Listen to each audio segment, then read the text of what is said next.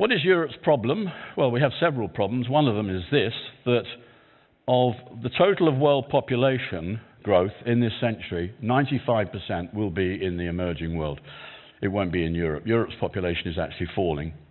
In fact, some countries like Italy, they passed their tipping point in 2005. Since 2005, the population of Italy has been shrinking. And we're told that over the next 20 years or so, on current trends, they could lose about 20 million of their population. And that does have real effects on growth, on the size of markets, on market evolution and so on, does it not? It's very important. And so we have in Europe now a population that's aging, a population that's shrinking, and indeed a feeling that our economic model is increasingly irrelevant to the kind of challenges of tomorrow. Here is a general consensus view that Europe's population could shrink by 50 to 100 million over the next 40 years. Now, what does it mean in terms of labour force growth? Well, it means Europe's working population will shrink. Obviously, Europe there, with minus 25%. It will go down by 25% by the mid-century. Labour force shrinking, fewer workers, fewer consumers, less investment, etc., etc., etc.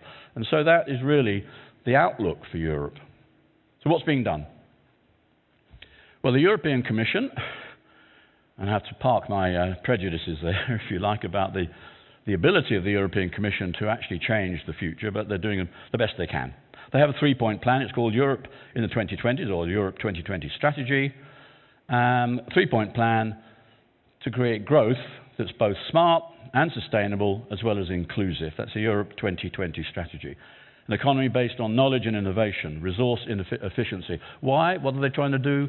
I think the sense of it really is that they're trying to play to their strengths. Europe might have a shrinking population, an aging population as well, but it does have a great tradition of innovation and of knowledge development and education and so on. And so play to those strengths of creating a Europe that actually is very strong in certain areas. In certain areas like advanced engineering, for example, in pharmaceuticals, in medical technologies, Europe is very, very advanced, and world leaders indeed. So it creates 7 key initiatives. Here they are. Innovation Union, in other words, making the whole of the EU an innovation-friendly, like an innovation Eurozone, if you like.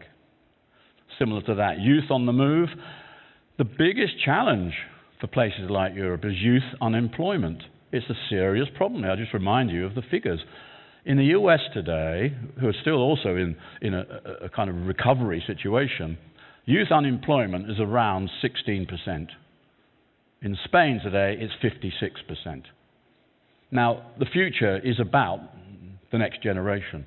And so if we've got half your youth population not in the workforce, not working, not being fulfilled and all the rest of it, exclusive rather than inclusive, then there's some serious problems ahead. So absolutely at the heart of the 2020 strategy is to get youth on the move again, through education and through training programs and so on.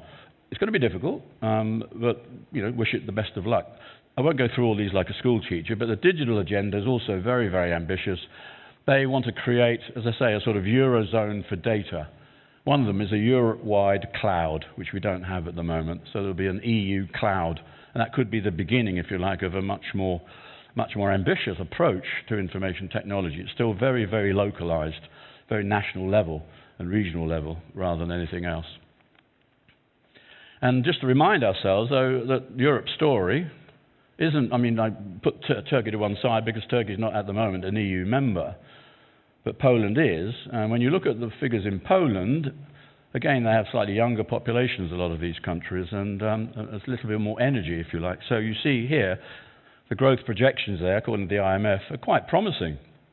When you compare it with the orange bars, which are, of course, the overall average of the developed world, which has been through all sorts of trouble in the past 4 or 5 years, Poland has managed to stay ahead.